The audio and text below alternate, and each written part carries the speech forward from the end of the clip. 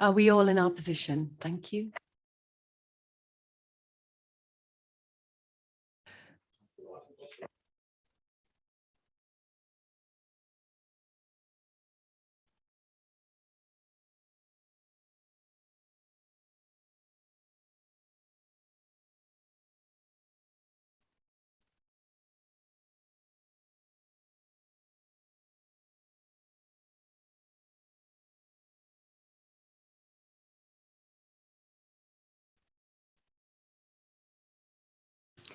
Good morning, everybody. Good morning, and welcome to the Christmas edition of the Combined Authority meeting.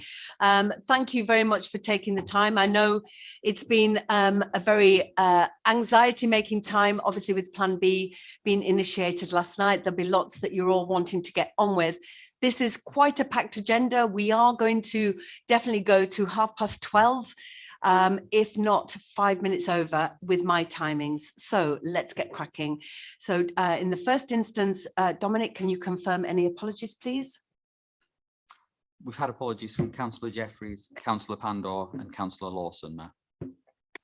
Thank you so much. And if I could just mention, we do have a software issue with the filming. So if it does fade in and out, please just bear with. Can I alert everyone to the late item, which hopefully you will have all had. Please do indicate if you haven't had it. That will be coming at the end of the meeting later today, around about 14. So just to say that this has been published with the agenda papers on the website, so it is in the public domain. And I've agreed that this item of business can be considered because otherwise it could prejudice our ability to get the necessary powers to borrow for that period. So the details set out in the report, and we'll make this the last item. Thank you. So moving on, item 2, any declarations of interest? None. Thank you so much.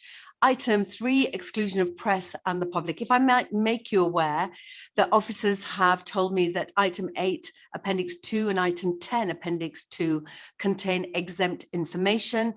Is everyone agreed the press and public will be excluded from these items when we come to it? And if anyone would like to discuss the exempt appendices, please let me know when we get to these items and we'll move them to the end of the agenda. So if we are content to agree that recommendation, the information is exempt, everyone's happy. Thank you so much. Okie doke. Item 4, minutes of the meeting, 22nd of October. Are there any comments or questions?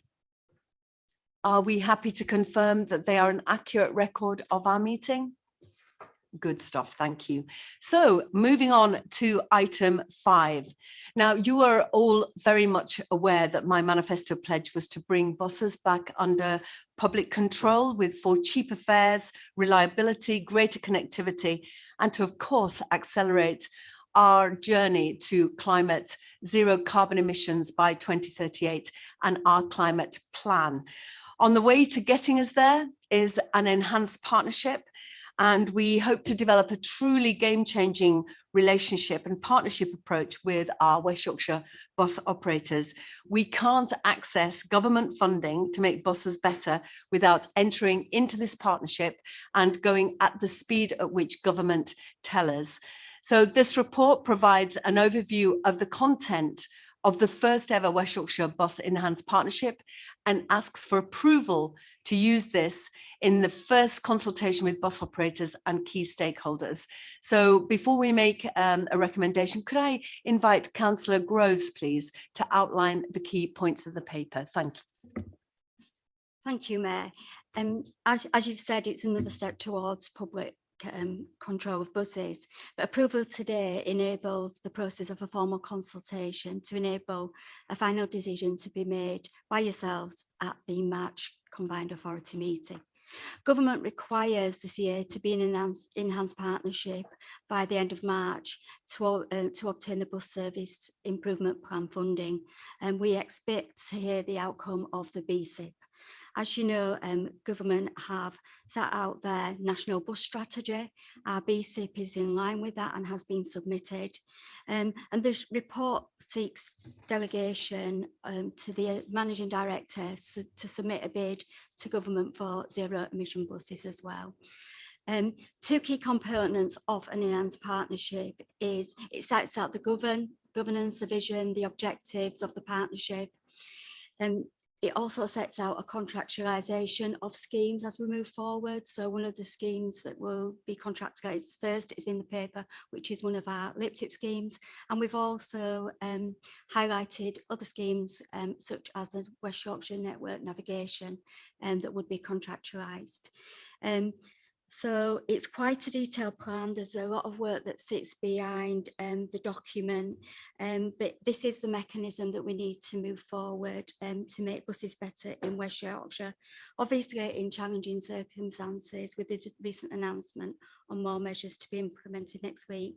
But the plan includes many products from bus infrastructure, fares and ticketing, customer service information, the core bus network that I've just alluded to, bus connectivity, decarbonisation strategy and communications and marketing.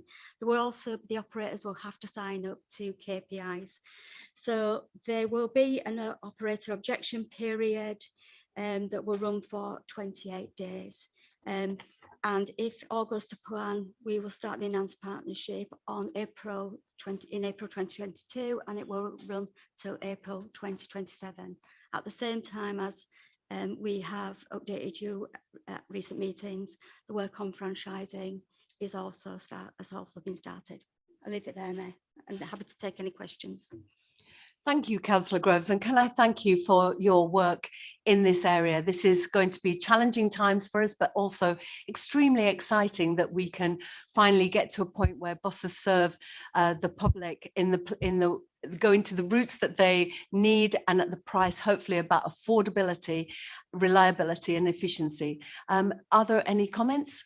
Fantastic. Councillor, we'll start with Councillor Galton, if I may. Thanks, Chair. I read the paper and I've been on this board intermittently, I have to admit, a little bit longer than some of the participants here.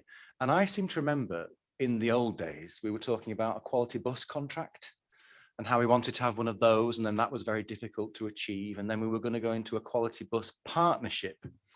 And then that was going to deliver all these amazing enhanced partnership outcomes.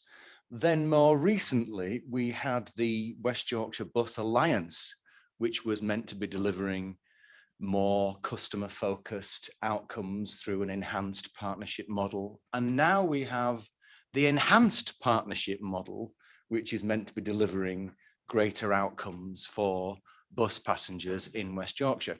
And I've read the paper and I'm finding it very difficult to understand what the practical outcomes are that local bus passengers will actually tangibly understand. And I appreciate that the Mayor, for instance, has made comments recently about how frustrated she is to discuss fare structures with bus providers like First Bus. And you know of the historic complaints that I've had as somebody who lives in the Rothwell area, where we live in no man's land in terms of Arriva's discounted bus ticketing system. Will the enhanced partnership actually deliver anything on that anytime soon? Because I noticed that in the paper, it just wants to concentrate on infrastructure discussions in the first instance. When do we get to talk about pricing? If Councillor Groves doesn't mind, I'll go to Councillor Lewis and then Councillor Groves, if that's okay. Thank you.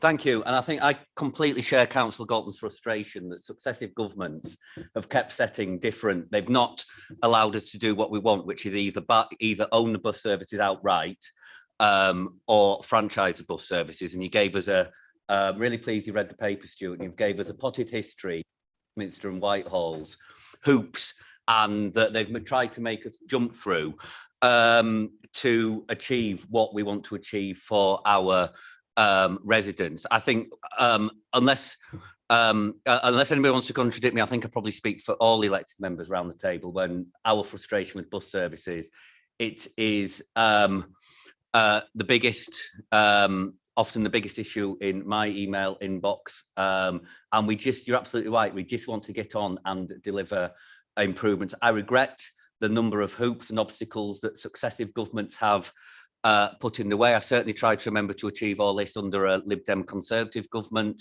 as well, and the obstacles they put in the way. I wish we could do it much quicker, either to move to full public ownership or a franchise model. I'm sure Kim will talk about what we're going to achieve with these details, but I do think we have to be absolutely clear. If this was true devolution, we would just get on with doing what you referred to, which is talking about fares and services. I'm sure Councillor Groves and all of us will in the mire that the government has put us in, try to get the best deal for people in West Yorkshire. And like I say, I regret your excellent history of all the different initiatives that government have put forward. It's almost, it's almost like they don't want us to improve bus services for local people. But we've had 10, 15 years of this now. And like I say, I think we'd all just want to get on with it. Thank you, Chair. And just to reiterate, our BSIP submission is incredibly bold and ambitious for our region, and we will not stop until we get a better bus service. Councillor Groves. Thank you, and thank you, Councillor Galton, for your observations. I would remind you that actually under the Bus Alliance that there has been achievements. There's been the Young Person's Fair, which I'm sure you'll know the price of, that was launched just recently, where a young person can travel a single fare for 60p, and that is the lowest that we've ever had. There are a number of objectives that we've achieved in terms of working in partnership, and it just shows you what can be achieved when actually we get the funding devolved down through what's been achieved through LIPTIP. We've got bus pricing corridors, and I've got actually constituents from the area that you represent using Sturton Park and Ride and telling me how their journey times have been cut from 40 minutes to 20 minutes. So that infrastructure that you referred to is absolutely crucial, because actually to get a service that actually connects to other modes, that makes people make that modal shift, you have to have a number of products. The infrastructure is key. We've never had a pipeline as big as the pipeline that we've got of bus priority corridors for the whole of West Yorkshire. We have got the first electric bus, Sturton Park and Ride is the first electric bus park and ride in the country. So that is a real achievement. Through our Zebra bid, the bus operators have had to sign up to provide new fleets in terms of electric fleets. So we have got through to the second round on that. In terms of modal shift, we've put out in Leeds, and it will go to the whole of West Yorkshire, a core network. We're already trialling DRT in East Leeds and learning from that, because no one in the country has been successful at DRT, and we're determined not to fail.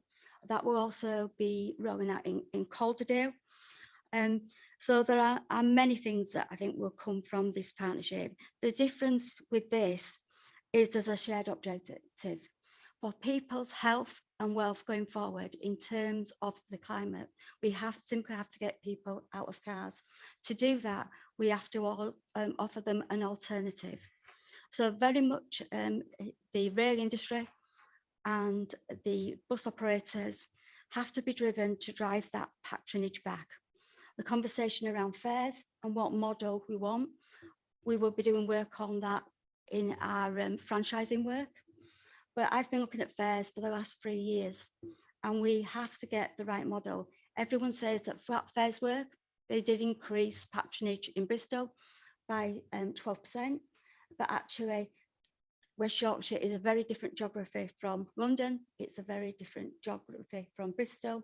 So the work on fares and negotiations with the operators will be crucial going forward. I think the components are get the infrastructure right, get the price point right, and get a reliable service, and people will make that model switch, and that's what we're aiming for. Thank you for that detailed response. It's very welcome. And if I could just say, in response to Councillor Galton, we are doing also what we can with the powers that we have. So across West Yorkshire, we're refurbishing bus stations in Dewsbury, in Halifax, in Huddersfield.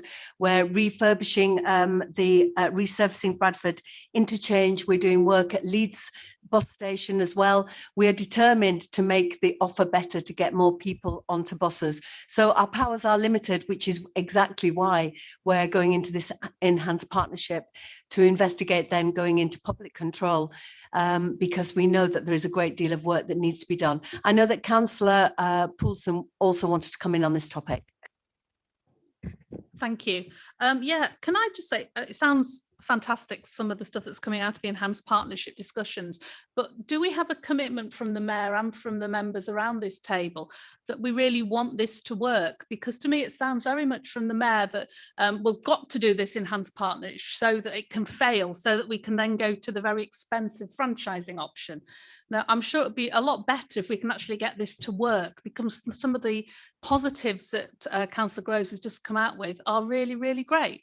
So surely it's better to get this to work than for this to fail and then to go, oh, well, it's failed, so we've got to move down the track to the next expensive option.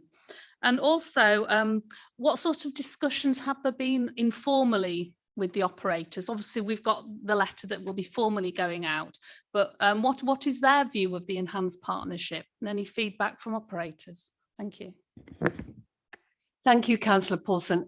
I want the enhanced partnership to work. I want our bus system to be better. I welcome the tap in, tap out from First, and also Transdev do a version of it on some of their buses.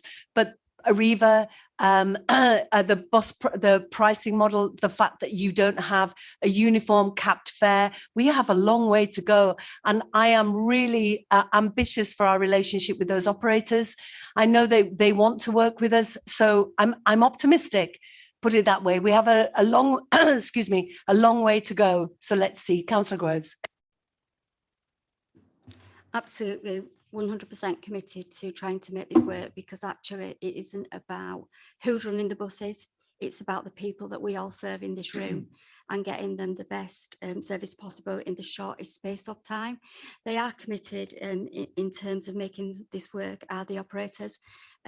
First have already come forward with their tap on, tap off.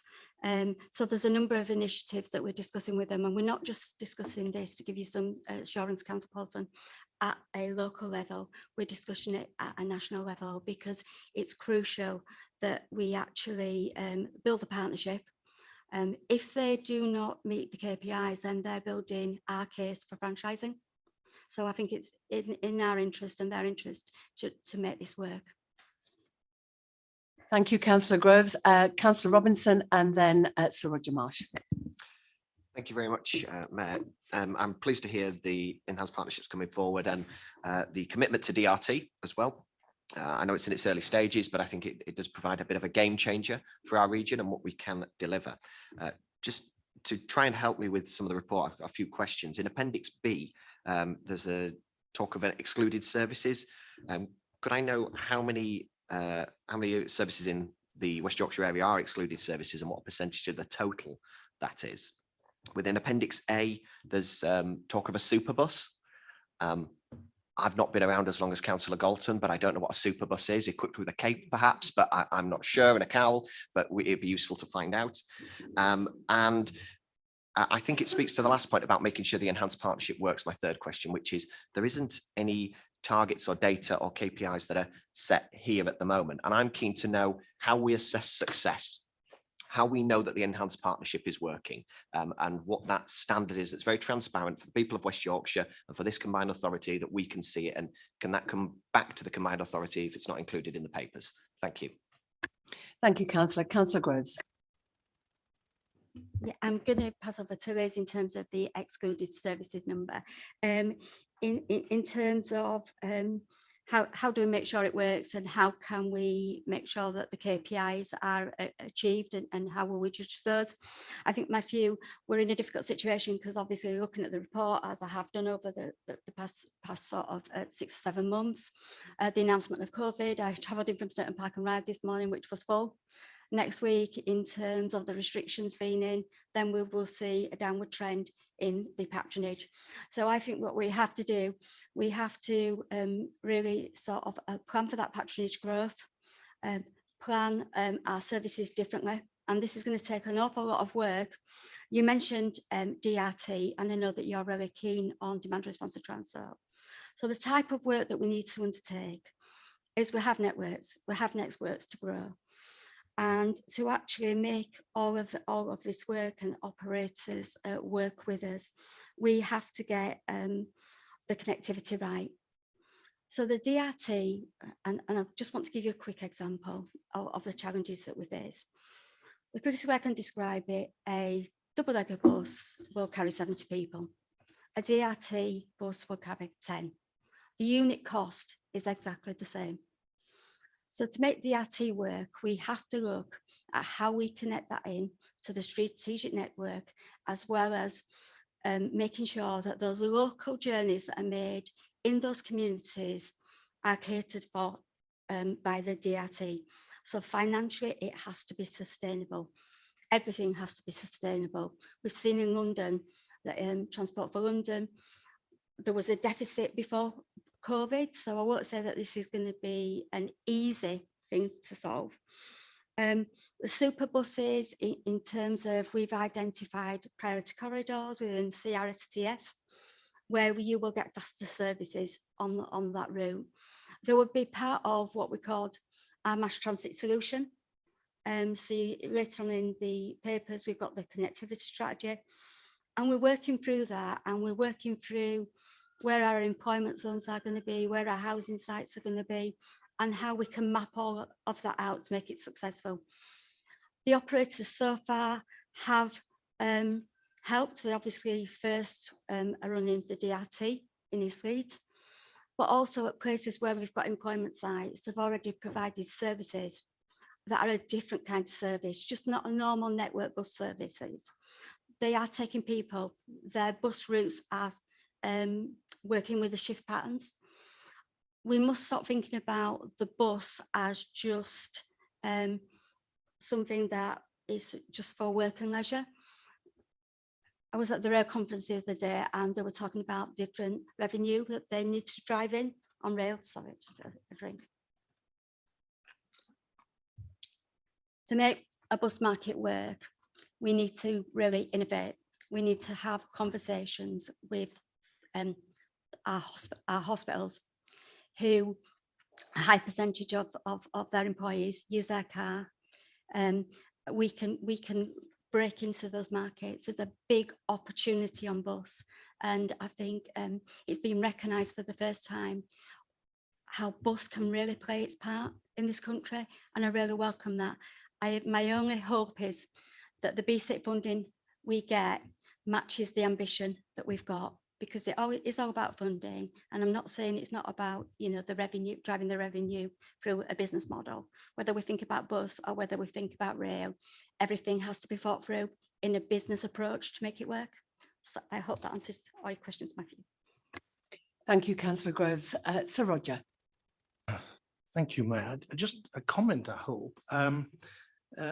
Clearly, 21st century connectivity is key to all of the economic and social improvements we want to make for all of our communities across West Yorkshire and beyond.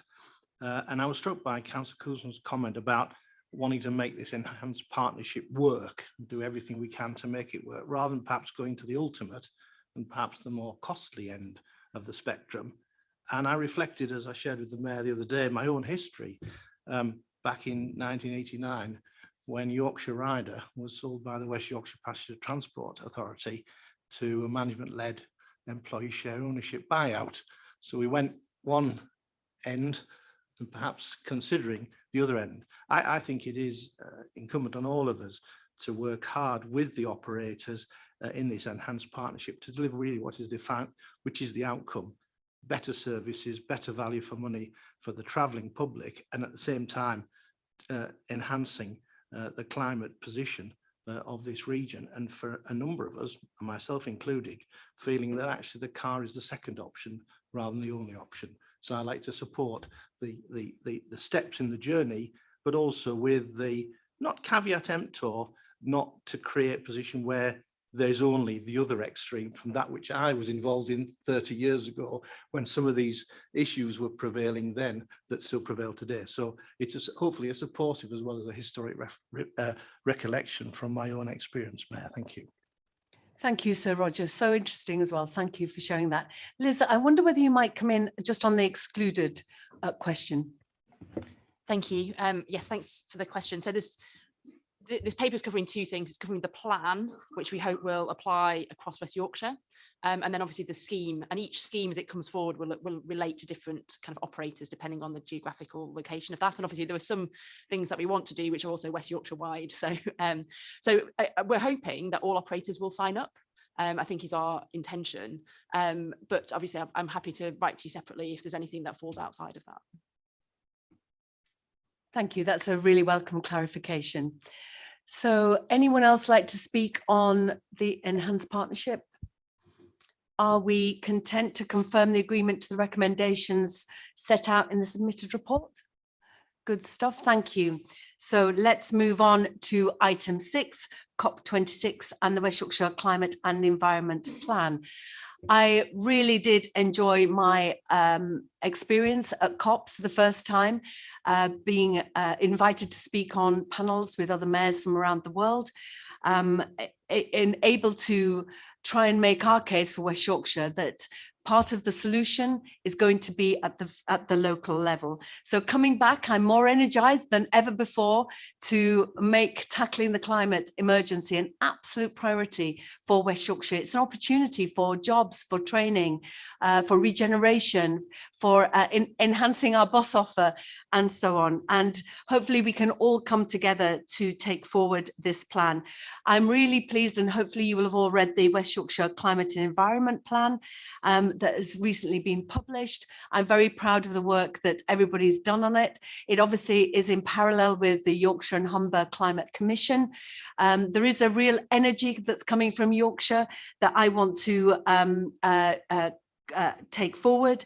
And today we're setting out the proposals I and the Combined Authority will be taking forward in the first instance to deliver on those commitments and ambitions. But if I could ask Councillor Swift just to outline some of the key points that are in that plan. Thank you. Thank you, Mayor. And you've covered some of what I wanted to say. I think the interesting reflection on looking at the coverage of COP and discussions around it is the extent to which internationally you see cities, local governments, regions taking a lead on climate change, and that voice was not reflected strongly enough in the formal decision making at COP, although it was very strong in the lobbying and debates around it. You know, the wider context of COP clearly is there's very mixed views about the decisions that were taken there, about how far they keep the target of limiting climate change to 1.5 degrees alive, particularly with signs already that some of the nations who signed up to some of the agreements, particularly perhaps around coal and eliminating of carbon fuel, may not be as serious as they need to be about keeping to them. So that's the context for which local leadership in the West Yorkshire Plan is so important. I won't say a lot about it because, of course, we had the West Yorkshire Climate Plan and pledges at our last meeting, but perhaps just draw attention to section 210 in the report, which starts to pull out under the 8 priority areas of the plan some of the immediate proposed actions and priorities, some of which reflect work that's already underway. We talked at the last meeting again, for example, about what we need to do to make sure that we can demonstrate how each of our schemes and funding is impacting on carbon emissions and the environment. Some of which shows how priorities from other parts of the programme, for example, the transport work that we talked about earlier and we'll touch on again later on, contributes to this.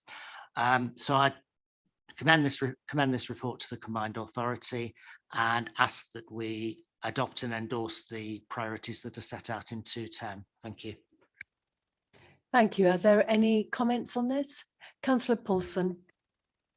Yeah, thank you, Mayor. I'm sure that, like the rest of us, we've had a lot of correspondence regarding the carbon impact assessment, which apparently was agreed 2 years ago, I think, before some of us were on the combined authority.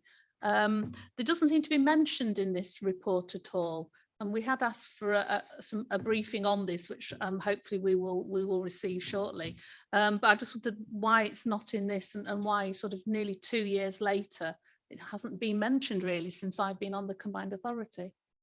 Thank you, Councillor Paulson. Alan. Thank you, Mayor. So yes, we're aware that members around the table will have been contacted by have received a large number of correspondence about this. And we've shared with you a paper briefing to help with responses to that. And we're hoping that in the new year, we'll be able to bring a report forward about the conclusions.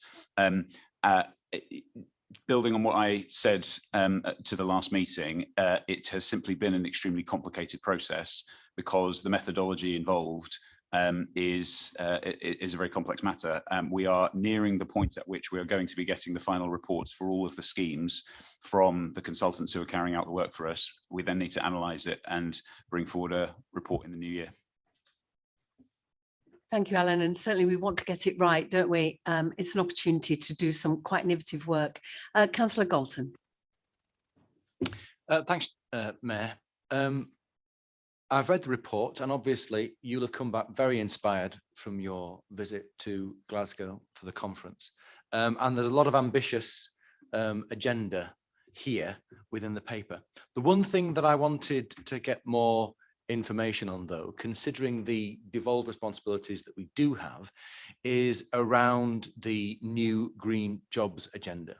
We've all been very concerned recently at the impact that having significant shortages in key areas, what that's done to our economy in terms of how it's affected supply chains and delivery of care. So we've got shortages in the care sector, we've got shortages in the HGV driving sector. If we're actually going to achieve growth of green jobs at pace, we really do need to anticipate the level of skill and where those skills need to be developed in terms of which industries and which areas that we're going to concentrate and promote investment in. And we need to have those conversations with our local education providers, as well as the Department of Education, as soon as possible. But I don't see any clarity yet in the papers that have come forward about climate change that we have actually come to any kind of conclusion as to what we feel are the new green jobs that we wish to achieve in West Yorkshire, and where we think we might be able to have a competitive advantage, for instance, against other parts of the world, as well as other regions in the country. And I'd like to see more detail on that. Thank you, Councillor Galton. And certainly I'm very pleased with the take up for my Green Jobs Task Force. We've had many large companies across West Yorkshire identifying skilled jobs in green sectors, Northern Power Grid being one of them. And I think it's 200 plus jobs currently have been pledged. And certainly we're hoping to hit that 1,000. But your point is absolutely right regarding skills, which is why I was really pleased to do the video yesterday for Skills Connect, our new program, which is more modular skills training, because there's lots of people across West Yorkshire that can't afford to go to college for 3 years. They want something swift that they can afford to do, that is in a sector that is up and coming. Now, I also am very aware that retrofitting homes is going to be a sector where we will build jobs, and Leeds City College are doing a great job in identifying those green jobs in retrofitting. I was with a government minister looking at the warmer home scheme in Holbeck the other day, where it's basically a warm blanket that goes around traditional Yorkshire terraces, and has a massive impact on family life and also on their costs for energy and fuel. So those skills are going to be really invaluable, but also skills around flood management. And I had a meeting with all stakeholders in Calderdale only a couple of weeks ago regarding the flood management in Calder Valley, Combe Valley, talking about Slow the Flow, where we identified jobs in that sector, because levelling up and tackling the climate agenda are one and the same sides they're both the same sides of a coin, aren't they? That you can't level up if you've got businesses concerned they're going to be washed away every 2 years by flooding. So those skills are absolutely the way forward to reindustrialize our heartlands that previously potentially were coal mining communities. We have a fantastic opportunity here. And I'd be very interested if there are schemes that you have in your patch that you want to amplify. We must make the case that these new jobs in manufacturing are going to be green jobs. And we need to offer the skills training for our young people to get into that sector at speed, which is also why I'm making the case to government that devolution means we should have more control over further education and skills training, because we cannot deliver levelling up, we cannot deliver on our ambitious carbon emergency targets without the powers over skills training. I don't know if Liz wants to add anything else to what I've said. Thanks, Mayor. That's very comprehensive. As you say, we are looking forward to the first meeting of the Green Task Force in January, where some of the very topics that Councillor Gaunton you've mentioned will be talked about, so that the coming together of the public and the private sectors can work together on this, and that will hopefully mean the relationship between, as you say, the private sector who are pledging jobs in their industries. We can broker conversations then with young people looking for jobs, and also with the colleges and universities who are supporting the skills needed for those. So hopefully a great conversation to be had in January. We can always come back to the combined authority with where we've got to. Thank you, Liz. And Councillor Robinson, and then we'll have to move on. Thank you, Mayor. I think it'd be wise for us to arrange a further briefing with Alan on the points that he's raised about this, the level of emails that were coming in and the response from people obviously impassioned by this. And while I share Roger's ambition to make sure that people are using public transport more, the car isn't going anywhere tomorrow. And actually we need to look at what we do now. And I think there's something we definitely need to consider is how we fund further road projects. Within the report, it also mentions about EV charging points as well. I'd be interested to know the progress that we've made on EV charging points and the rollout. I appreciate there are delays in the supply chain, but there seems to be an ambition where more and more people are moving to EV or to hybrid.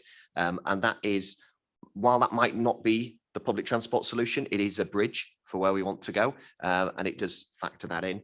And finally, at the last meeting when we talked about the environment, I raised the issues of river cleanliness that were there, and making sure we had a clear action plan on river cleanliness across West Yorkshire. And I'd be keen to make sure that that is seen in the report and that comes forward, because that wasn't sorry, I don't know if I'm interrupting somebody else's conversation. Sorry, I'll pause. Please continue, Councillor Robinson. That's all. So I just being clear on making sure that that action plan is in there and is transparent and is open for the people of West Yorkshire to see. It is a concern and people are in touch with us about this. And while others might not want it to be included, I think it should be. Thank you, Councillor Robinson. Obviously, it's a joint piece of work, isn't it, between government and MPs as well. A lot of this is statutory. Thank you for your comments. We must move on. I'm afraid time is pressing. Are we happy to accept these recommendations? Thank you so much. Okie doke. Moving on to item 7 on the integrated rail plan.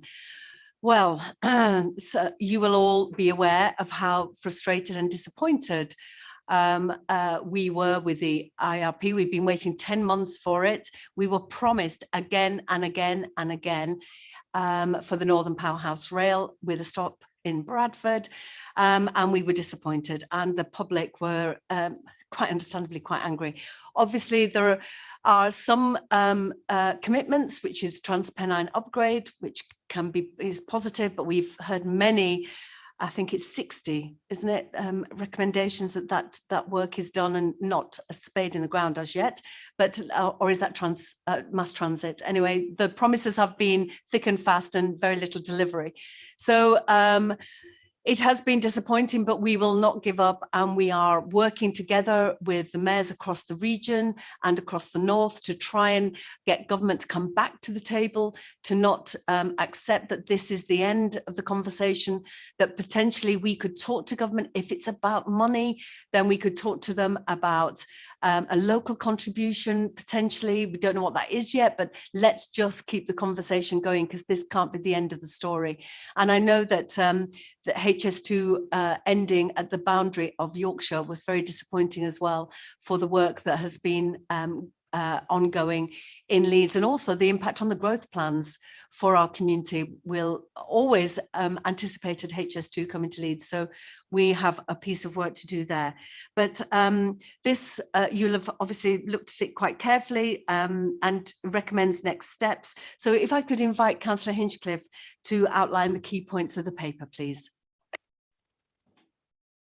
Thank you, Mayor. And just to concur with all your comments, really, it is really desperately disappointing for the region and for the north, actually, that the plans fall well short of what we and the rest of northern leaders and mayors have been working on for many years now. And this is not asking for handouts. This is actually trying to get up to the same level of economic activity and connectivity that the rest of the country currently enjoys. And I absolutely am right behind you in fighting to make sure we continue that work. Obviously, having HS2 into Leeds is something that is very important to the regional economy. I don't know if Councillor Lewis wants to say a few words on that, but obviously it's been planned for years, and all the plans that are coming up have no business case behind them from government, yet our plans have a full business case behind them, and everything they're saying, that there is no capacity for Leeds Station to actually have all those services that they're talking about without a new station there. So that's a real disappointment for us. And obviously, as you say, Bradford is another issue for us there, in that Northern Powerhouse Rail, we're promised Northern Powerhouse Rail going across from Manchester to Leeds and beyond, both sides, in fact. And that now seems to be very much foreshortened. And we cannot give up, actually, because the people of the north deserve it, and they expect us to carry on the fight. And when I've spoken to other leaders in other areas, they've said that actually it is an obligation of us to continue, because they've had no's before and then having a yes after that. We have a general election coming up at some point in the future, and this should be a general election issue because it is that important to the welfare of this region. The paper in front of you sets out all the different elements that we were pitching for. Of course, you mentioned transplant upgrade, which we're grateful to see in there, but it's, you know, it should have been delivered 10 years ago, to be quite honest. I know Kirklees have been pushing for that very hard over the years, but there is a real strength of feeling across the region that we need to challenge the outcome of the IRP, and that is one of the next steps, particularly in relation to the MPR and the Leeds Bradford option. And I know you've written to the Prime Minister. I don't suppose you've received a reply yet, Mayor? No reply as yet. I suppose he's been busy the last few days, hasn't he? But we would expect to see a reply to that as soon as possible. And then also just to keep pushing with a TFN board, obviously passed that motion which you tabled as well, Mayor, to ask the government to relook at the IRP proposals and consider all options about how this can be delivered. So the report is largely for noting, but obviously next steps in terms of pushing forward on our original plans. Thank you. Thank you so much, Councillor. Any thoughts? I wonder if Councillor Lewis might like to just comment on HS2. Thank you, Chair. I think Councillor Hinchcliffe spoke very well about the impact of this. I just reflect, again, it's similar to the bus conversation we had with Councillor Galton earlier, in that this has been 10 years of actions by central government that have actually got us nowhere. I'm not an egotistical megalomaniac, I won't put that to a vote of the board, but I am not. However, I did have occasion to Google my own name to find out when it was that, as chair of the Old Transport Authority, I welcomed the government's commitment to the Y-shaped network and to the Transpennine upgrade, which became Northern Powerhouse Rail, and both of those were over a decade ago, and nothing has been achieved in that decade. And I think I think, despite the fact we've had the same government in power over that time, and it is of deep regret that lack of progress and the impact that it has had on the wider West Yorkshire economy. And there was also, we talk about the big infrastructure projects, which obviously grab the headlines, but lots of other developments, for example, new stations and new services on the local network were predicated on HS2 providing extra capacity around Leeds Station, for example, for providing a second station in Leeds city centre, and for taking express trains off the existing rail network, which would allow more local trains and more local stations. So the impact on individual communities of this is high as well. All that said, and I'm frantically scrolling through the paper to look at the paragraph that the recommendations refers to. We've been promised a study. I don't know what we need to know that couldn't have been established in the last 10 years, but that's what those down there in that London have decided we need. And we will engage with that. Although I have to say, we've positively engaged on all the transport agendas over the last 10 years. I'm disappointed that's got us nowhere. So we will engage with the study that's coming up, I'm sure. As I'm sure people would expect us to, but I do that with a little bit more cynicism and a little bit more desire that actually we get some conclusions that will be delivered, and we will see improvements within the next few years, if not within the next decade. I'll be really disappointed if a study leads us to recommendations that won't be implemented till the mid or late 2030. That's extraordinarily bad news for us. Thank you, Chair. Thank you so much, Councillor Lewis. Councillor Scott, then Councillor Waller.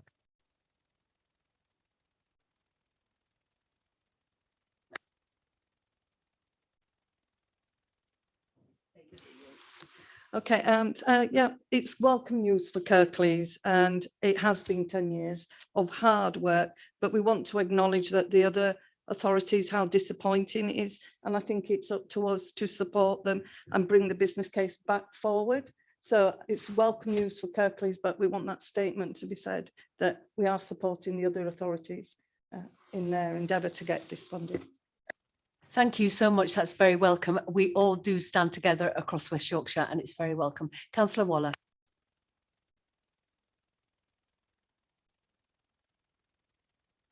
Pop your mic on. Thank you. I think this is a very interesting paper, and as Councillor Hinchcliffe mentioned, it's beyond Manchester and Leeds that we need to ensure the integration of the rail network. Looking back to the 1860s, the amount of work that was involved with integrating the various routes to ensure that there was true connectivity.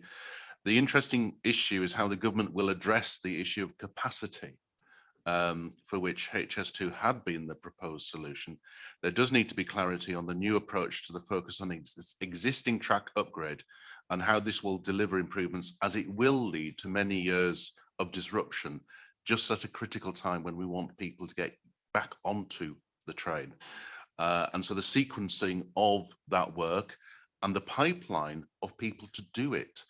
We do recognise that there is a need to ensure that there is the skills within the rail industry to actually do all of the work, and to ensure that the rail tech is applied. So it is across the whole region, has been previously discussed, and not just limited to the West Yorkshire area. And I hope we can join together in making the case for the North. Thank you, Mayor. I couldn't agree more, because this isn't just about sorting out Manchester. It isn't actually just about sorting out Leeds. It's about the whole of the North. That the integrated rail plan was exactly that. It was supposed to be integrated, and to uplift the whole of the north. You can't do it piecemeal because you're going to have to do it all over again in 10 years' time. So I concur with your points. Councillor Swift, then Sir Roger. Thank you very much. And I agree with Councillor Waller's point about the lack of planning around the potential disruption. I mean, I understood one of the reasons for having an integrated plan was to make sure it was deliverable and to learn the lessons from, for example, the problems that arose with previous stages of the Northern franchise, where operators had been encouraged to make proposals for services which did not match in any way with the available capacity and infrastructure. I fear that in many ways what we're seeing here is a repeat of those mistakes on a national scale. And we will continue to see, for example, the bottlenecks around Leeds Station cause huge problems for local services. There's a passing mention in the report. I think there's barely any mention of Coaldale Halifax in the IRP itself. But I would highlight again the issue of the electrification of the Calder Valley line, which was identified in the Northern Sparks report as the top priority for electrification in 2015. As with almost every other part of this sad tale, there has been repeated pledges that it was a government priority at election times, but no progress on it. And I'm not sure what sense it makes not to pursue that electrification when you're talking about electrifying the line between Bradford and Leeds, and when the Calder Valley line will play a crucial part in terms of diversions during the disruption of work on the Transpennine upgrade, but also will then presumably provide the alternative route in terms of any problems as well. I fail to see how it makes sense not to make rapid progress with that electrification. But I do stand with Leeds and Bradford on the wider concerns. And again, you know, the potential for a new station in Bradford also offered the opportunity for really significant improvements for journey times from Halifax and the Upper Valley into Leeds. And again, that's simply now lost in the current proposals. I couldn't agree more, because there seems to be no mitigations for the disruption of the electrification of the Transpennine route. When you're raising bridges on one line that goes back and forth, where's everybody going to go when that route is completely closed? Thank you, Councillor Swift. Sir Roger, then Councillor Poulsen and Councillor Hinchcliffe. Thank you, Mayor. And just echoing some of the comments of others, as well as supporting I think the aim is to keep going on this very important agenda. And I speak from somebody who spent in 2014-15 quite a lot of time as a member of the HS2 Growth Task Force that looked at the economic benefits that would arise not only to our part of the north, but more broadly. As somebody more recently that spent a lot of time on the Williams Rail Review and ensuring that we did have an integrated, rather than perhaps currently a fragmented rail plan for economic and societal improvement. I believe we have no option. And when I say we, through me, not on behalf of, but as a voice in part of the business community to keep going on this important agenda. The context, we shouldn't forget that a thriving, economically successful North yesterday, and when I say yesterday, pre-pandemic, would save UK PLC £50 billion a year of lost opportunity. If we continue to wait another decade or two, and I don't make a political point, I make an economic and financial point, that's £1 trillion in today's money of lost opportunity. And the whole investment criteria, in my mind, should be around that long-term 50-year plus prize, rather than perhaps the short-term funding challenges, which of course we all understand and respect, but perhaps maybe we need to start from the helicopter rather than the floor of the forest in looking at this. So from my perspective, insofar as we can be supportive of actually seeing the pragmatic and also the opportunistic approach, number one. Number two, we need some certainty because, for example, a big part of the fourth bit of our Air Valley Enterprise Zone is currently blighted because of the rolling stock depot going on that site. And we've had to turn away very many opportunities for inward investment and employment space because we're preserving the opportunities, and that will be true of other parts. So we need some clarity on this as well as some flexibility and done in, but I think in a constructive and sensible approach that continues to make the case not only for West Yorkshire, but for the North as part of a national economic solution rather than in the alternative, if I may be so bold as to add. It's a really, really important point about the loss of investment and growth, that this is going to turn back the clock. The opportunities were so great. I'm hoping that we can work with government really swiftly and that they will work with local leaders to identify the next steps, because we can't be in a hiatus, and that lack of surety impacts on business confidence. There's no doubt about it. Councillor Poulsen and then Councillor Hinchcliffe. Thank you. It won't surprise you that obviously myself and Councillor Hinchcliffe have been very united on the fighting Bradford's corner.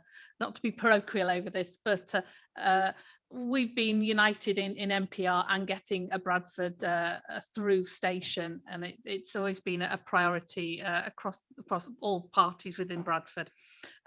Obviously there's a huge amount being invested in rail, and obviously that is welcomed, and there are some positives. I mean, people will be able to get from Leeds to Bradford a lot quicker, and we would welcome people coming in that direction as well as people going to Leeds. Fully support getting the Calder Valley line up and running and electrified. To me, that is an obvious quick win, really, that should be prioritised, and that is supported. I don't think it is dead, this. I think it does have a lot more questions and answers at the moment. There obviously is funding there looking at getting high-speed routes up to Leeds. And I would obviously support the Combined Authority and the Mayor in continuing to engage and lobby and be a positive force for the region with government going forward. Thank you. Thank you, Councillor Poulsen. Councillor Hinchcliffe.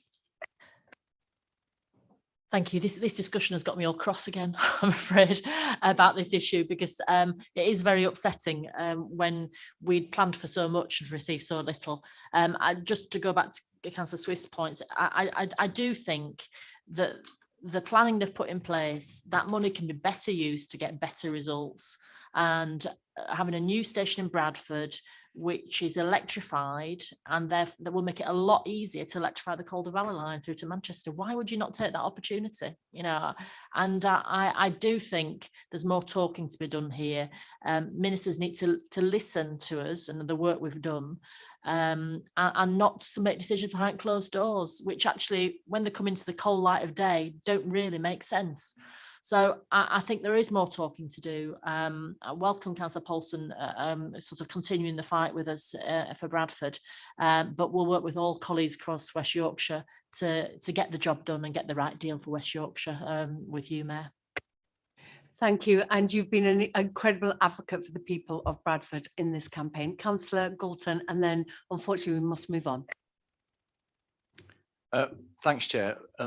Unfortunately, you might be ending on a little bit of a discordant note, because I noted earlier you said that we all stand together on common ground on this issue, and actually some of us do not weep the cancellation of the eastern leg of HS2, and HS2 as a project is very questionable in terms of its benefits alongside its very mismanaged affordability.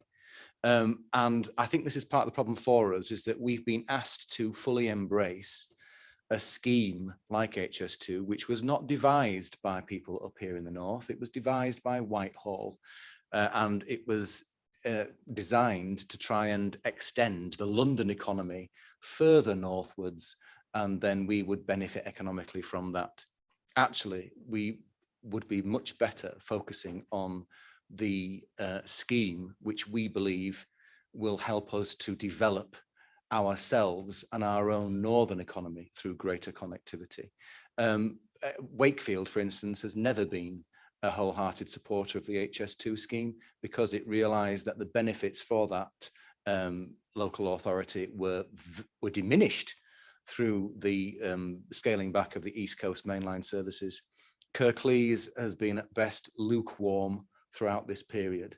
if we are to have a united front, then we need to focus on those areas where we can wholeheartedly work together. And more importantly, get the population behind us as well, because those people out there that want to be the recipients of decent transport investment are also the taxpayers that fund it. And they were getting very disillusioned with the way that elected leaders were allowing the HS2 project to roll away and become ever more unaffordable. We have an opportunity, if we all get together around the Northern Powerhouse rail structure, to actually have a meaningful and some meaningful call to the people of Yorkshire to get behind the leaders as well. And in terms of connectivity, the position that Bradford is in being left high and dry through what the government has actually delivered as a solution to our connectivity is appalling, and we can all get behind that. It's very easy to articulate, very easy to demonstrate how Bradford has been very poorly served and been dealt a poor deal in this arrangement. But more importantly, we should not forget our greater Yorkshire connectivity and how the likes of Hull have been left off the map completely in this integrated rail plan. But I think it does go down very well with the people that we represent if we also accept a dose of realism. And we were warned about this by the National Infrastructure Commission, that everything that the government had committed to in terms of transport investment for our area could not be delivered. And that COVID and the response to the pandemic has undermined finances even further. And it is appalling that the government has actually decided that the way to get round that affordability is to fund half a project that is overpriced and just delete the rest. We need to focus on Northern Powerhouse Rail. That's what and I'm glad to see Sorry, that the Councillor Galton, recommendations if we in this could move on. paper do say that. So I'll leave it at that. Thank you for your comments. My only conclusion to that is we shouldn't have to choose between one project or another. I don't think London has to choose. We shouldn't be in that position where it's either or. So moving on, just to comment that the recommendations of the report, it should read paragraph 2.11 rather than 2.10 as listing the proposed next steps. Are we happy to confirm and agree the submitted report and endorse paragraph 2.11 as next steps? Good, thank you. Moving on. I'm trying to keep us to time. It's running away with me rapidly. Item 8 on the agenda, the Business Accelerator Fund. Can I just add my comments to open and say I'm very excited about this project. I think it's a really great development for our business community in West Yorkshire, and particularly for our SMEs. So if I could hand over to Sir Roger for this item, thank you. Thank you, Mayor, and likewise, I'm excited for a number of reasons, and I'll set that context in a moment. Hopefully, in the interest of time, the paper sets out the why, the what, and the how, and hopefully this combined authority will endorse that which the LEP has already recommended for the implementation of this Business Accelerator Fund, with the view that we will launch in Q1 2020. Just to remind colleagues, and maybe in some cases perhaps inform colleagues, these funds are out of the success of what was called Growing Places Fund back in 2012-13, which was created so to help with market failure on stalled development projects. We had a choice in this region whether to give the money away once, or what we chose to do was to actually lend the money on attractive terms to intervene in what was a market failure post the financial recession, and recognize that we wouldn't, hopefully we'd get as many right as we could, but along the way some things may not be as successful. I'm delighted to say that from that initial capital base that we had in 2013, that some £26 million is expected back by way of capital, and this combined authority, since its creation in April 2014, has enjoyed the income stream from the various interest charges we've made on those loans. The objective here is to create an evergreen revolving fund that we can keep using for support to SMEs, as the Mayor has said, and coupled with other sources of funding, the successor to the Northern Powerhouse Investment Fund, NPIF2 as it's called, and other sources of funding to help intervene and continue the growth trajectory of the economy of West Yorkshire. And accordingly, I endorse, and hopefully you will see fit to endorse the recommendations for a launch in Q1 of 2022 and deployment from the summer thereafter to continue what we've done to date, which is deliver extraordinary outcomes for every taxpayer pound put on the table. Thank you, Mayor. Thank you, Sir Roger. And if I should also mention that our commitment to equality, diversity, and inclusivity is also going to be passported over to the choices that our fund manager is going to make so that we can continue with that inclusive growth across our region. Are there any comments? Councillor Robinson. Thank you, Matt. Yes, welcome. This is a good initiative and something that will help support the West Yorkshire economy. It's also a new way of doing things. It's a new piece of governance that's in there, and I'm keen to get clarity on that piece of governance as well.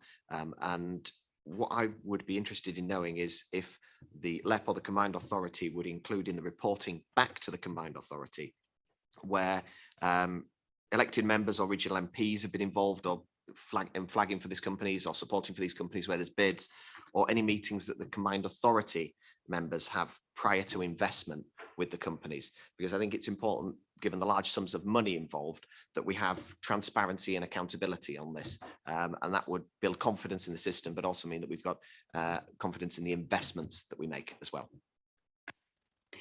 I welcome Councillor Robinson's desire for scrutiny over who gets the contracts and who gets support from public figures. May I ask Brian to comment on that?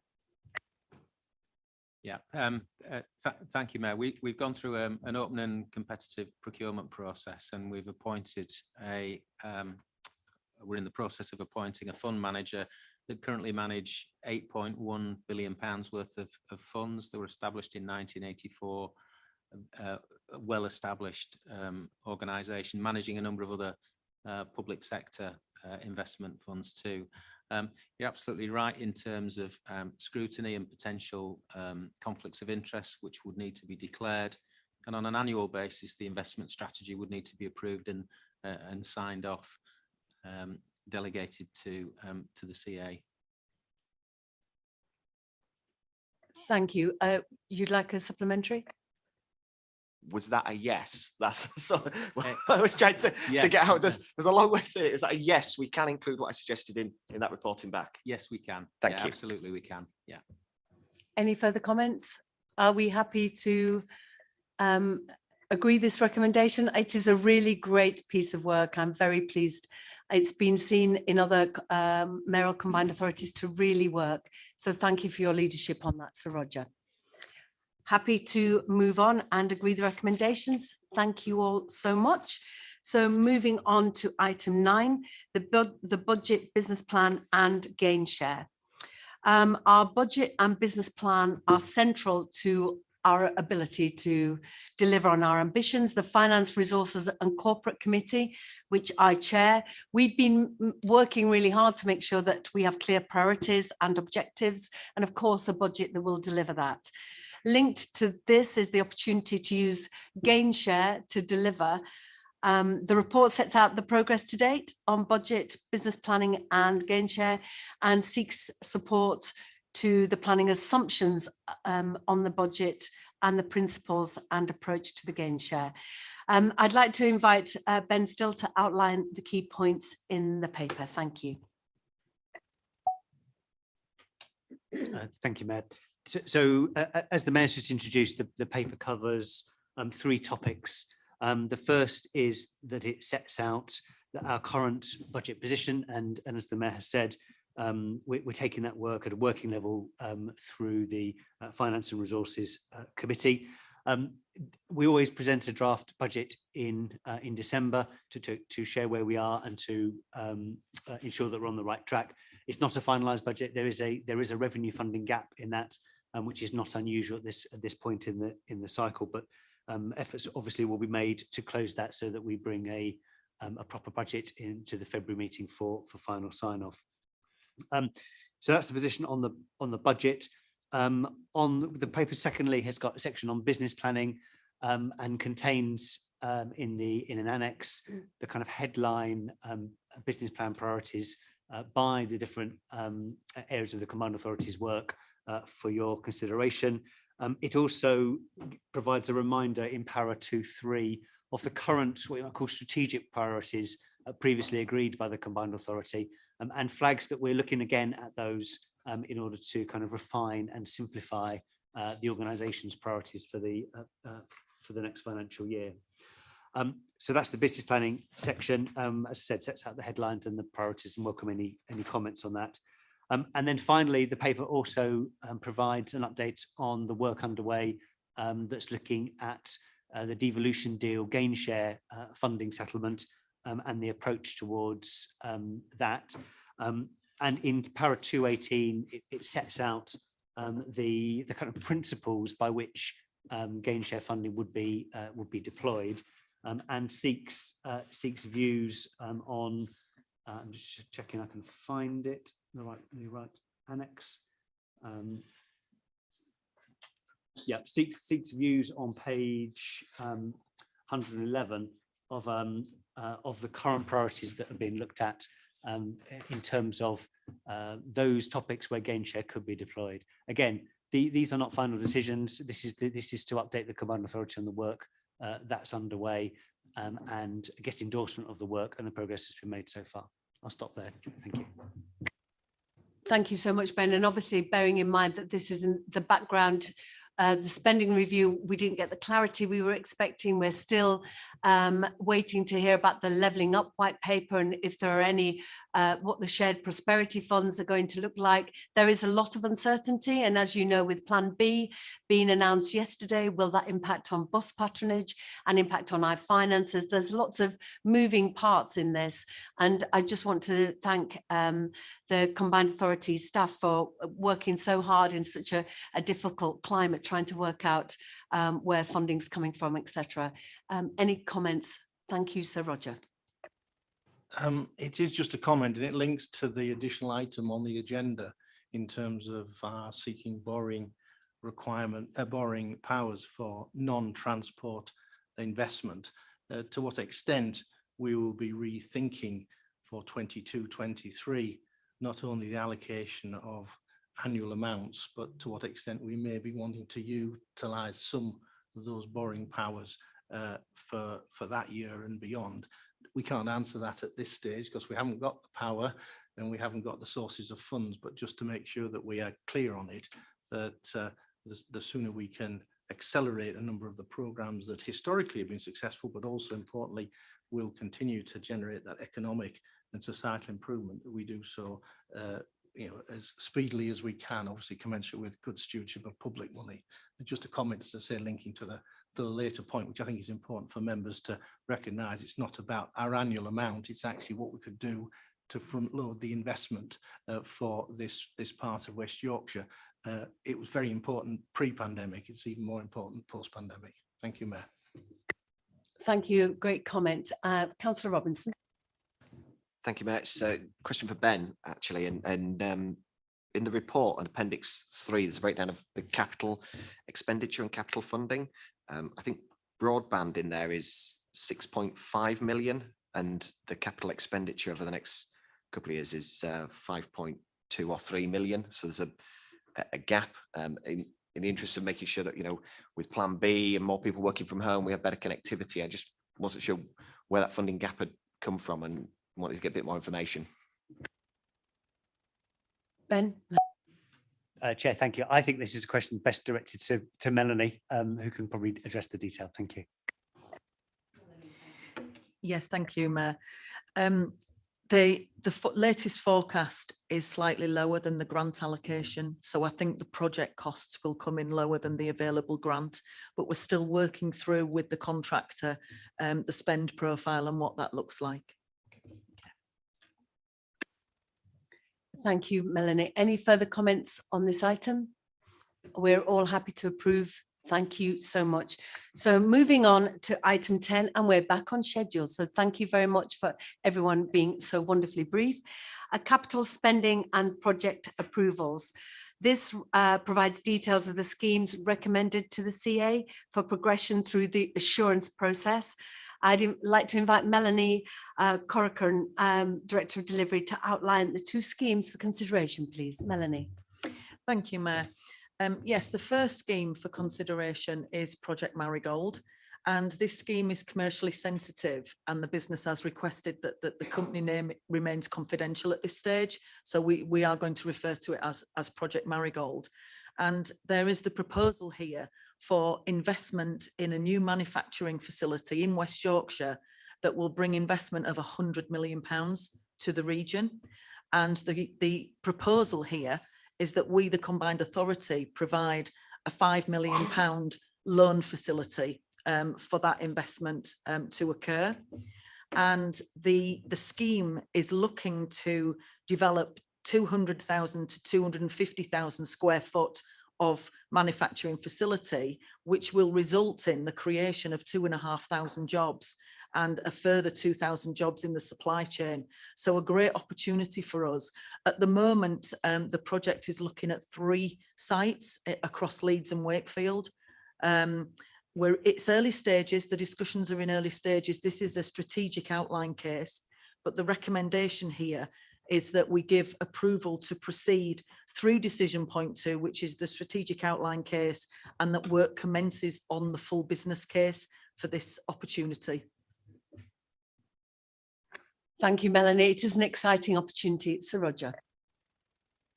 Thank you, Mayor. Thank you, Melanie. And you're absolutely right.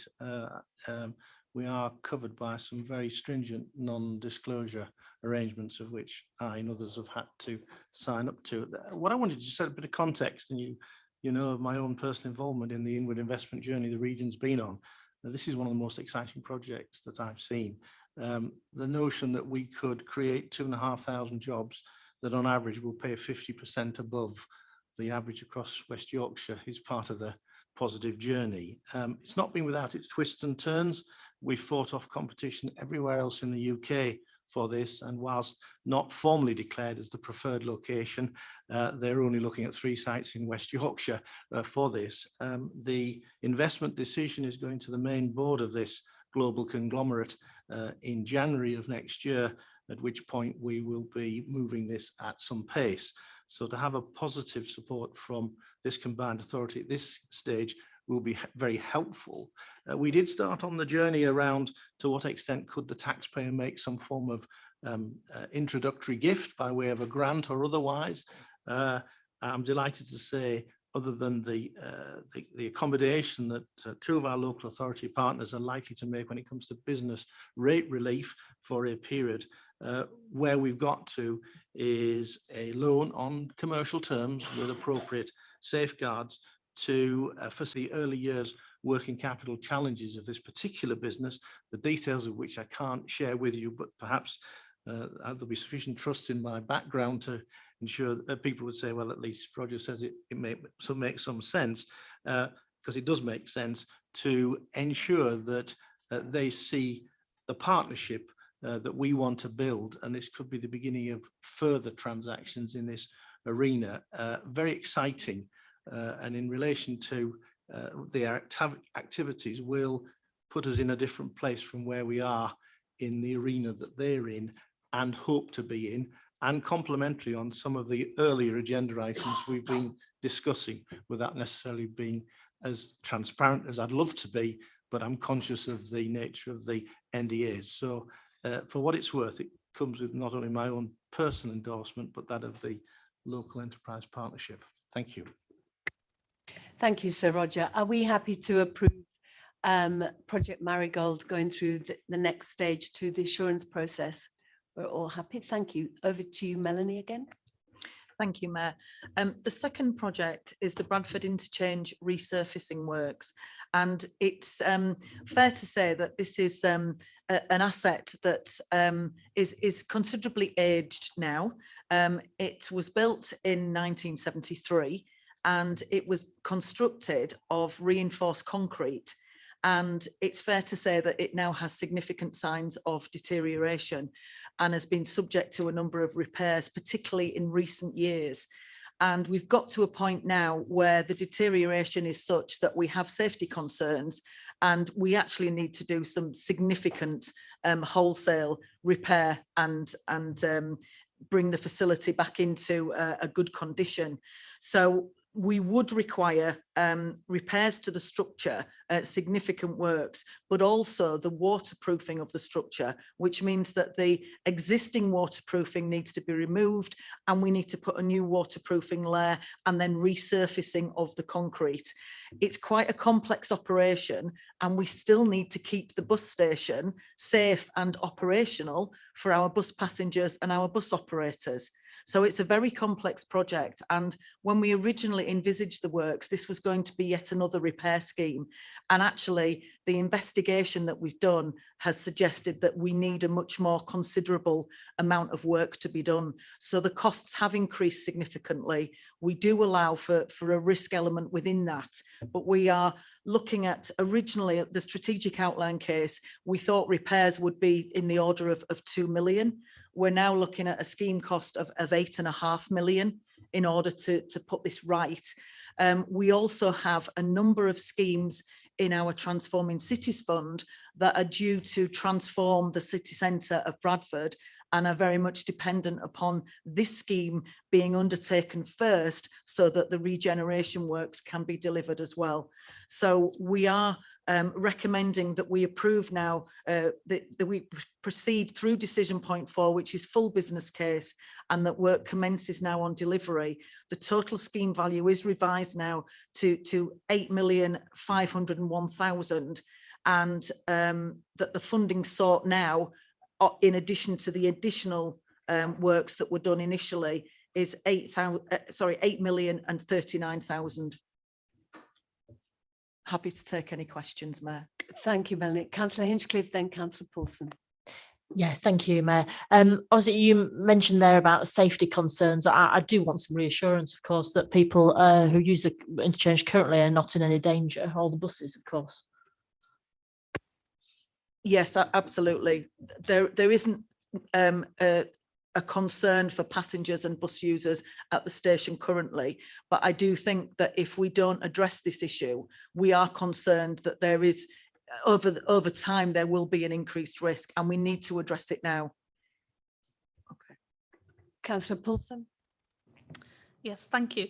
I was just a bit concerned. It said that the increase from 2 million to 8.5 million in the report was due to a lack of information. And obviously, if the combined authorities previously put forward £2 million towards this without the correct information, it's a huge increase from 2 to 8.5 million. Obviously, if it needs doing, it is a safety issue. It's a key asset of the combined authority, and I don't think we have any choice but to actually support the funding and to find it. But it is a huge increase, and off a lack of information just doesn't really sit right with me. Yeah, thank you, Mayor. It's a very good question. When we did the initial investigations, this has then come to light as we've done the investigations as part of the strategic outline case. And actually, until you start to do those intrusive investigations, you don't really know the extent of the problem. And we did expect to continue to do a number of superficial repairs in order to make this work. And as we've gone into the structure, we've realised that the extent of the problem is far greater than we anticipated. And that's the difference in the cost.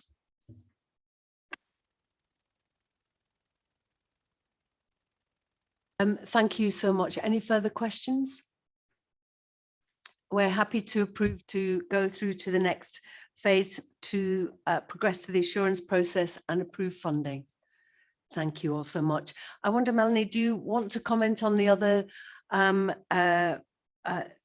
schemes that have gone through to Finance, Resources and Corporate Committee?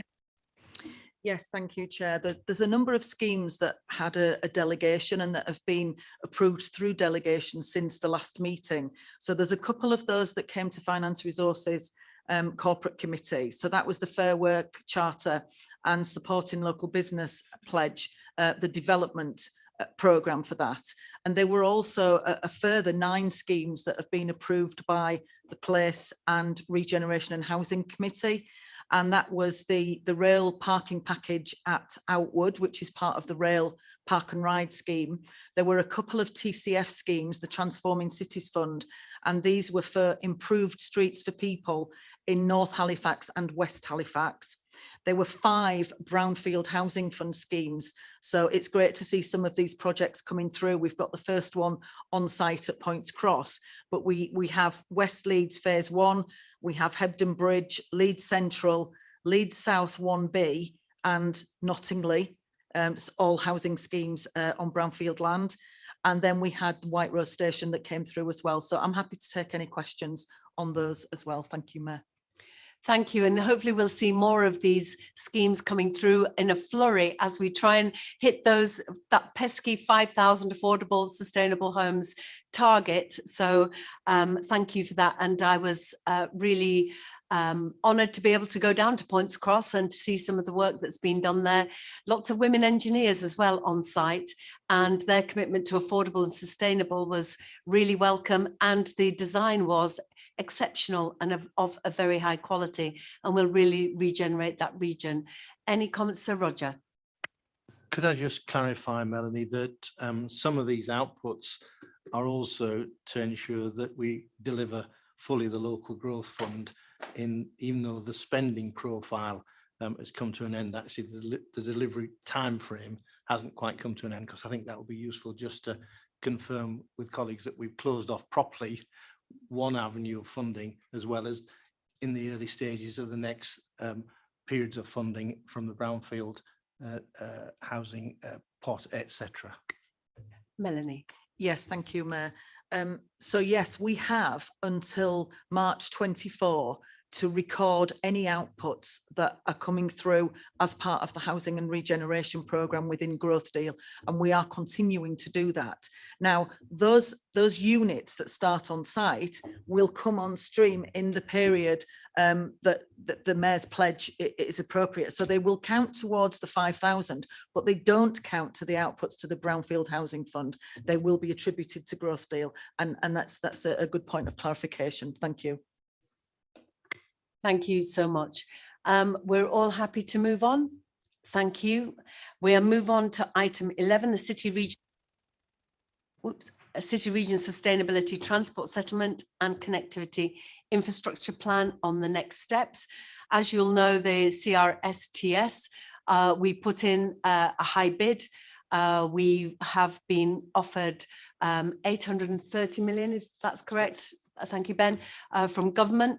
We had a letter from the minister explaining then how we would have to put in business cases for some of this money. So it is increasingly frustrating about how we are being looked at as a devolved combined authority. I'm hoping devolution means that we have more authority and agency over our own spending decisions, but increasingly it seems that government want more oversight.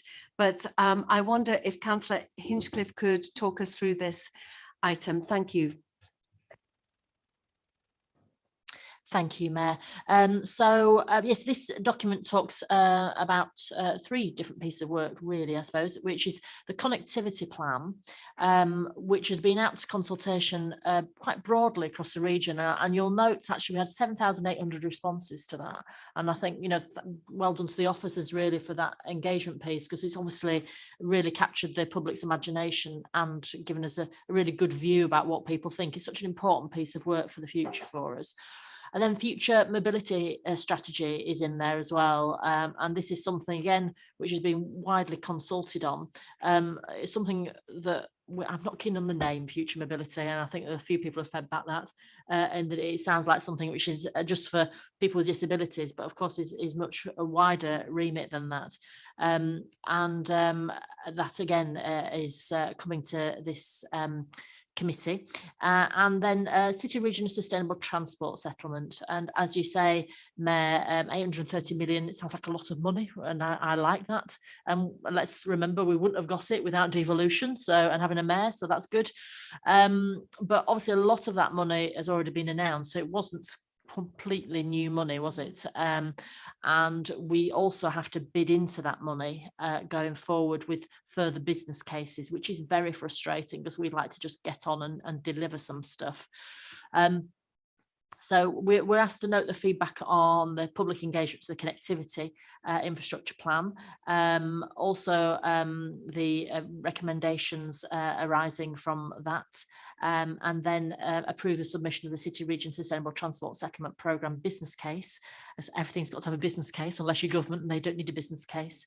And then subject to those comments arising from that consultation, then we approve the proposed amendments to the future mobility strategy.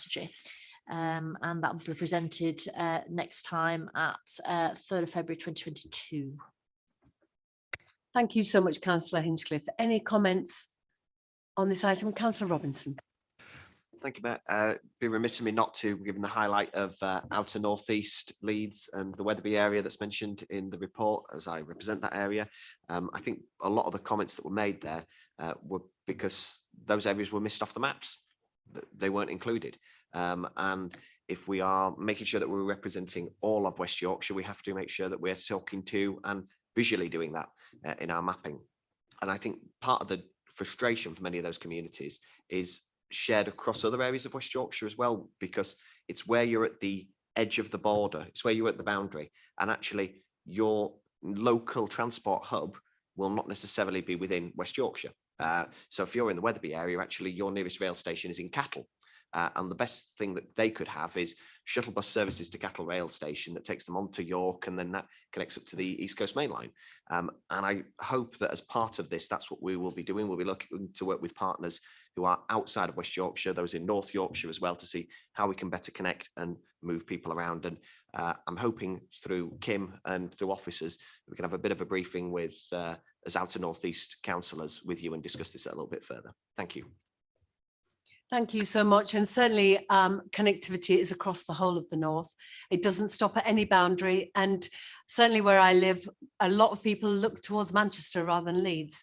So of course we need connectivity, and we're happy to take that away. Thank you so much. All happy with the recommendation? Fantastic. Thank you. We can then move on to the next item agenda, which is item 12, the UK Community Renewal Fund. Well, I was incredibly disappointed with our bid. Obviously, we've got 7 successful projects, which is to be celebrated. And we're obviously going into the funding agreements, but it just feels very frustrating that we don't have the transparency about why we weren't as successful as we'd hoped, and particularly around Calderdale, which was a priority area, defined by government as a priority area. So there is further comments about us as a combined authority stepping in where government potentially have not helped us, and to agree a pilot scheme of £306,604 to go into that. But this was an item that was going to, let me just double check, to Alan. I'm so sorry. If Alan, may you just talk us through this? Thank you. Yeah, thank you very much, Mayor. So this report gives you an outline as to the outcome from the Community Renewal Fund. It also asks for authority to enter into funding agreements both with the government department, the relevant government department, and with the successful schemes. It also presents lessons learned, and as the Mayor has just said, it seeks agreement from the combined authority to fund one of the unsuccessful bids. So I'll just run through a summary. The UK CRF totaled £220 million.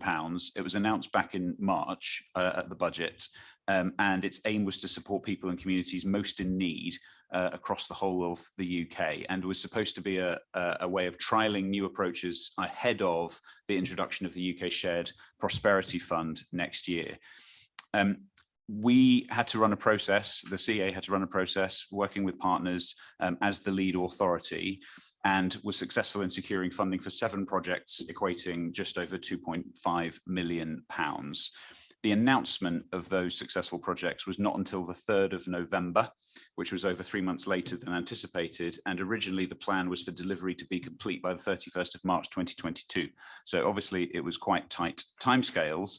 And when the government announced the results, they have extended the delivery end date to the 30th of June 2022 in order to enable people to have a little bit more time to deliver.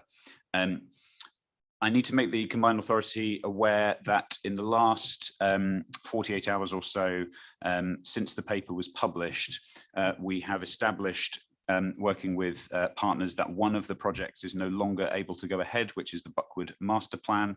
So we won't get funding for that project, and instead we'll need to enter into agreements for the remaining 6.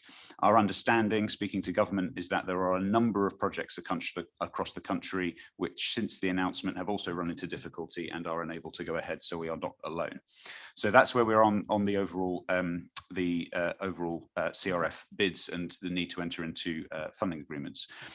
With regard to Calderdale, it was selected, as the Mayor said, as a priority area, yet none of the bids which were due to take place in the Calderdale area received any funding.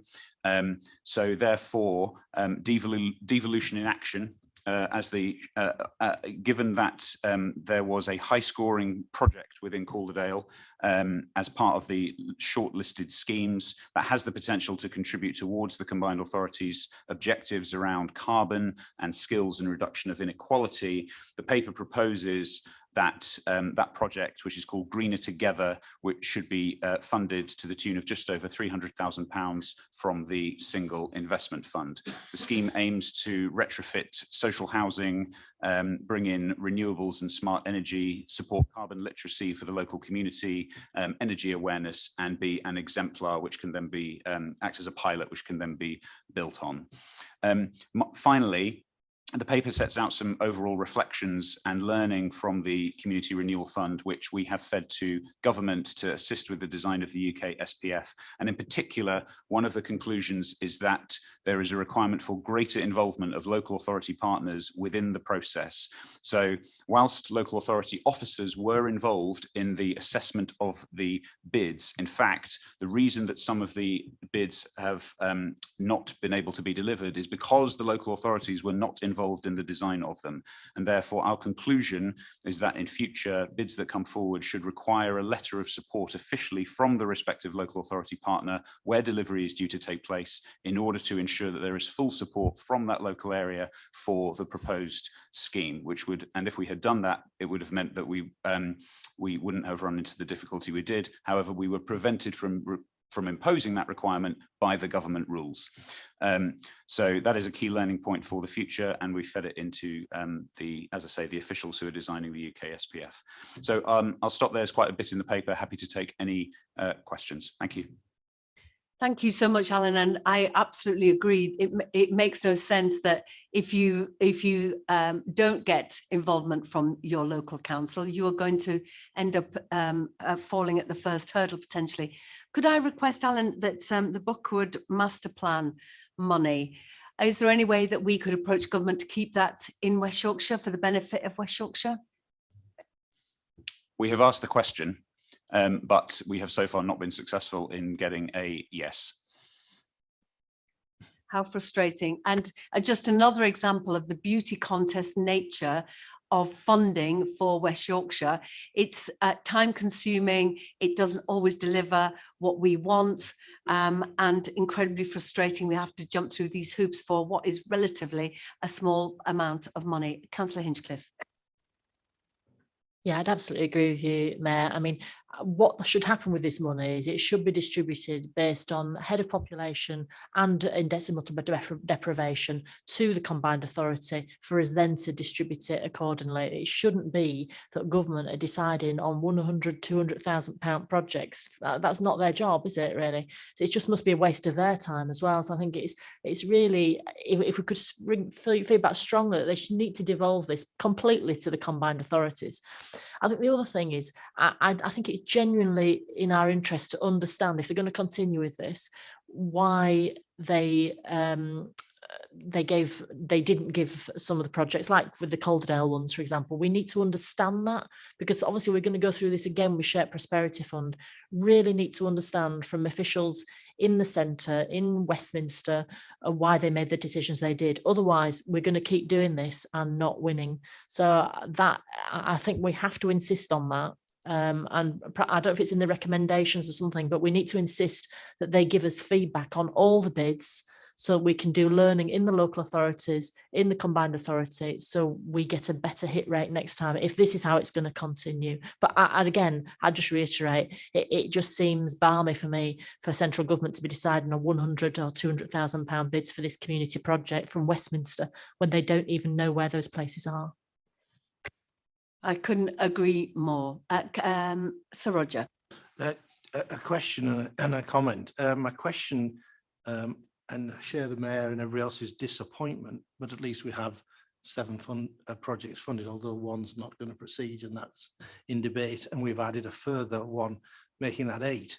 What about the other 9 that we bid for? What happens to them? And hopefully we get reassurance we won't lose sight of them, let alone the further 43 that were appraised and obviously didn't make the shortlist. So that's my question. My comment is, when taken with the first round of levelling up funding, per head of population, when I look across the northern landscape, West Yorkshire seemed to have the lowest allocation. Something doesn't make sense to me, and if that's levelling up, then perhaps we need to think about a different term relative to, in fact, I can bring it alive.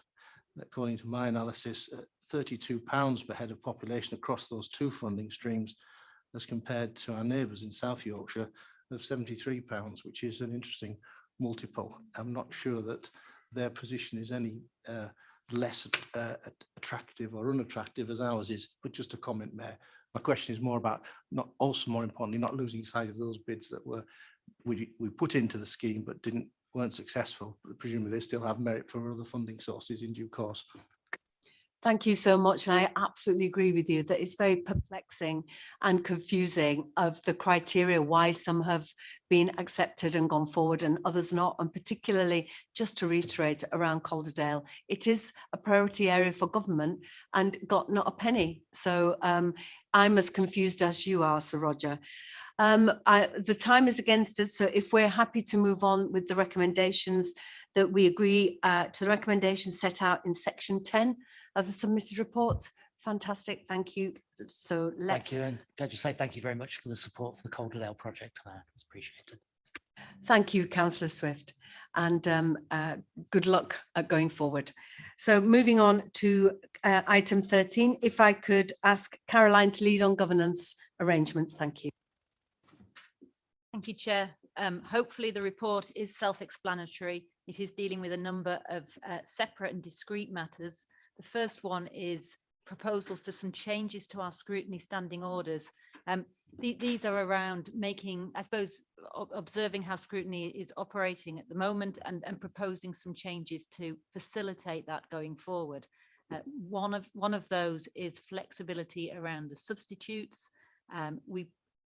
Under our previous arrangements, we did have named substitutes that sat outside the panels. What we've discovered with our first few meetings is that there's a small number of members who don't have a substitute that's equivalent from another committee that they can swap with. So this proposal is that we identify some specific additional subs for those specific members. We're also proposing to remove the minimum number of scrutiny committees each year, which currently stands at 4, to give that flexibility again to scrutiny committees to meet as appropriate. And I think the recognition here is the challenge that scrutiny committees have across the country for combined authorities is that government has set the quorum very high at 2/3. And so there are occasions when they meet and they don't hit that high quorum. So by removing the minimum of 4 committees, it means that we're not artificially seeking to increase the number of committees that are held where they may meet and are in quorate. So they're very practical issues around the scrutiny itself. We're also here looking to extend the terms of office of some of the private sector members. That's set out in Appendix 2, and that's come as a recommendation of Let Board on the 30th of November. One slight amendment, I think there's one slight error in Appendix 2 in relation to the Business Investment Panel and Colin Glass. It says his current term runs to the 26th of September 2022, when in fact it was 2021, and that should include a recommendation to extend it to 26th of September 2022. The other aspects of the report, Chair, are to appoint advisory reps to the Culture, Arts and Creative Industries Committee, that are listed there in the appendices, and to also approve a change in chairing arrangements of the Governance and Audit Committee, so that the independent member who was new to that committee earlier in the year actually takes over the chairing of that committee, a move that is supported by the committee itself. And then finally, we've been asked by Transport for the North to appoint representative and sub for its General Purposes Committee. They must be our current TFN member and sub. This is a joint appointment covering York as well. So the proposal there is that Councillor Hinchcliffe and yourself, Mayor, are those members, and York are in agreement to that. So the recommendations are there. One slight error in the recommendations at 10.5, cross references to 210 in the report should be 211. But with those slight amendments, that's the report. Thank you. Thank you, and I welcome the flexibility, because obviously time is pressing for so many of our members of the committee. And if I could just put on record my thanks for all those people who give their time to scrutiny and to those separate committees. I know that people, particularly in business, are incredibly busy running their own business, but they do commit time to help us and guide us in our thinking. So just to pop that on record. Any comments on governance? All good. We're happy to take those recommendations. Thank you so much. Okie dokie. Moving on to our late item, the non-transport borrowing powers. At present, we only have the power to borrow for transport and policing. And one of the benefits, as you'll know from devolution, was to extend this power to borrow for non-transport functions. But we need to have an agreement of a debt cap with Treasury. That needs to be agreed in a standing, secondary legislation. So I'm wondering if Ben can talk us through this. Thank you, Chair. Well, I think you've actually covered it in the sense of that's what the papers, the paper seeking the combined authorities endorsement in principle to agree to a statutory instrument that would set that debt cap. It would then need to go in the way that the devolution the devolution statutory instrument did as well, to each of the local authorities for their agreement, and then can be taken forward by government thereafter. Any comment? Sorry. Oh, sorry. Any comments? Yes, Sir Roger. Not so much a comment, just some clarifications in relation to paragraph 2.3 that sets the debt cap for 21-22, which we're 2/3 of the way through, in fact 3/4 of the way through, of 248 million. First of all, I hope we're not a hostage to that particular cap. And secondly, can we have clarification, and maybe needed outside this meeting, as to whether that cap is for all non-transport borrowing or includes the amount of transport borrowing we've already committed to as part of the West Yorkshire Plus Transport Fund. And back to my earlier point, to what extent is this something that's prescribed to us, or something that we have to perhaps negotiate, because we are an ambitious region, and we've shown that over the last 6 years of the Local Growth Fund, we've deployed well in excess of this amount of public money to good effect, and it would be great if we could at least match that. Now we're a mayoral combined authority, obviously with everybody's agreement, and it's the right things we do, and that's why I asked those clarification points, which may not necessarily be a bit capable of being answered today, but hopefully get reassurance that we will strike to get the highest we can borrow, but also that which we can repay. Thank you so much, Sir Roger. Ben. Thank you, Chair. So the figure that's in the paper reflects, in effect, what we sought for this financial year from Treasury. It reflects our aspirations for non-transport borrowing, but also the transport borrowing that we currently have. I don't think this figure should be seen as in any way a minimum for future years, because that will be subject to separate negotiations. Please, Sir Roger. May come back. Yes, I'm glad you say it's not a minimum for future years, hopefully not a maximum either. And also just to reflect that it's not borrowing for borrowing's sake and sat in the bank. It has to be borrowed for a project of something specific. So we're all happy. Oh, Councillor Paulson. Just a quick one on the recommendation of delegated authority. Given that this is a combined authority power to borrow, it does seem slightly odd that the consultation will be with obviously yourselves, chief executive of each council and the leaders of each council, but not with the other combined authority members on the board. It does seem slightly strange. Caroline?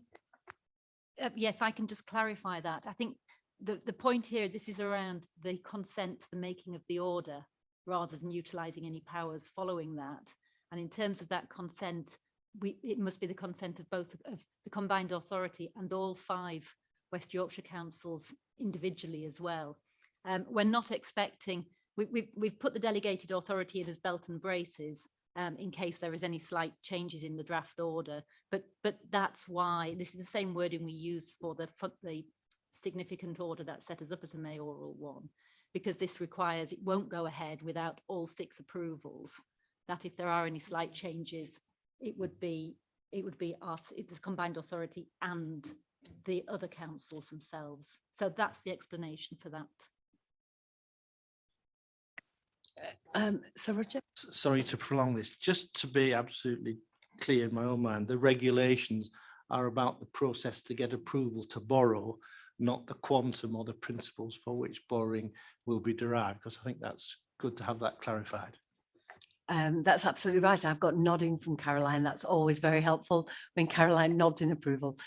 Okie doke, we're all happy to take that on and those recommendations. Thank you. So moving on, and we're almost on time. So just for information, these subsequent items, the item 15, economic recovery. Are there any comments on economic recovery papers? Fantastic. And state of the region, item 16.